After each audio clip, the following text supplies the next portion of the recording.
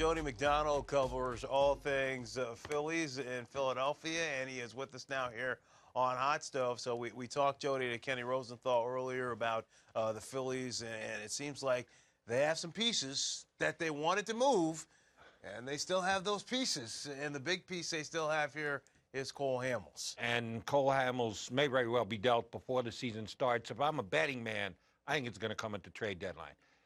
Ruben Amaro has not done a great job as the general manager. He comes under a lot of heat in Philadelphia, specifically from the Philly fan base.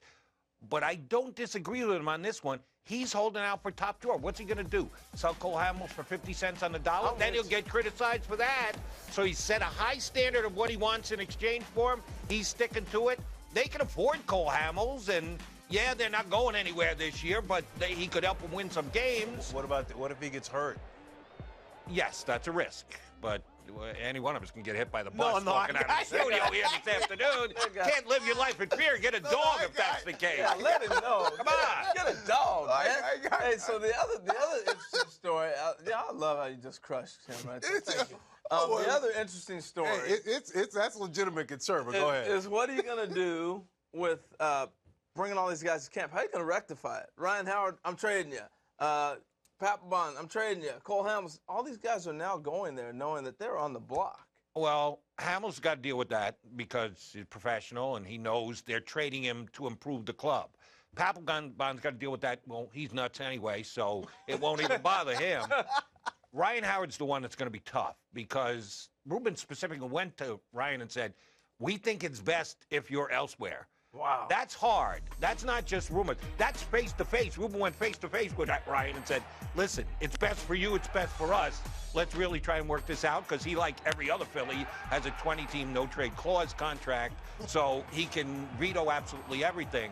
If they don't deal him, that's going to be some difficulty to deal with in the clubhouse come spring training. The rest, I think they can work through. If Howard chooses to not handle it well, could be big problem. Do they have any talent coming from your eyes as you've seen it? They've just gotten a couple of guys in the Jimmy Rollins deal and the Marlon Byrd deal, a couple good young arms. They're probably going to start the year at Double-A, but that's it, and they're pushing them at Double-A. They're not going to be in the big leagues this year. They don't have really any major league-ready pitching that's going to be able to step in. Buchanan was pretty good last year, but he was, for me, a little bit of an overachiever. Pettibone could be back this year, who pitched for them the year before. But they've got no top-level prospects ready to step in either pitching or outfield, which are two potentially I'm big going to let needs. you be GM. What do you do? As you head in all these problems, what do you do? I would certainly attempt to trade Cole Hamels if I could. I think the team that's going to be the natural fit for them is going to be the Cubs.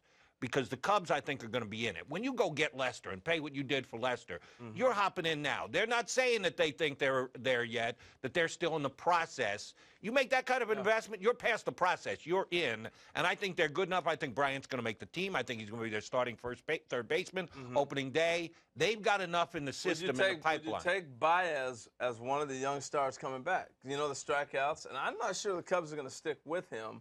He may be on the block for Cole Hamels. What do you think? I'll tell you the guy I would want if I'm the Phillies. That's Kyle Schwarber, the #1 draft pick last year, 4th overall in the draft. Left-hand hitting catcher. Catcher who may have to move to the outfield. They are still deciding whether he can make it all the way to the big leagues as a catcher. Stone cold hitter. Is going to hit over 300 in the big leagues. Has power and doesn't strike out.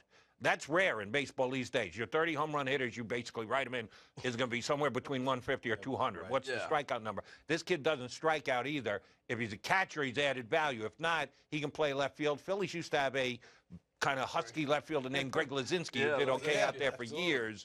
Schwarber would be the key guy in the deal for me. How difficult has it been, just if you're Ruben Amaro here, and just the whole situation in Philadelphia? So you win the World Series, so you still have this core group. You want to continue to see if you can make a run, but then you also realize they're aging, so you're starting to think about moving them. You have to deal with the fan base in Philly. Are they knowledgeable so they'd understand, or they're packing Citizens Bank Park anyway, so they're showing up, and so they might want to win as well, see if they can continue the run going. I mean, this has been a really difficult spot because it's easy to look back and say in hindsight, this should have happened a couple years ago where we started to kind of sell off these pieces, but it's a tough situation to be in just because of all those different components involved. That was the mindset, and that's what Ruben Amaro preached for the last 2 or 3 years. They now have evidence to the contrary. people stayed away in droves. They lost 1 million fans this year because they just weren't good enough. No matter how much they love Jimmy Rollins and Chase Utley and Ryan Howard and Chooch, Carlos Ruiz, and if you don't win, they don't come. Philly comes to watch winners. Philly fans want to see winning more so than, yeah, we remember that 2008 parade. Wasn't that great? Right. If you're winning, nostalgia's great. Once you start to lose and finish in last place, nostalgia goes out the window, so do the fans. So Ruben knows just clinging to the past doesn't work anymore. They are in full rebuild mode. How much time does Ruben have?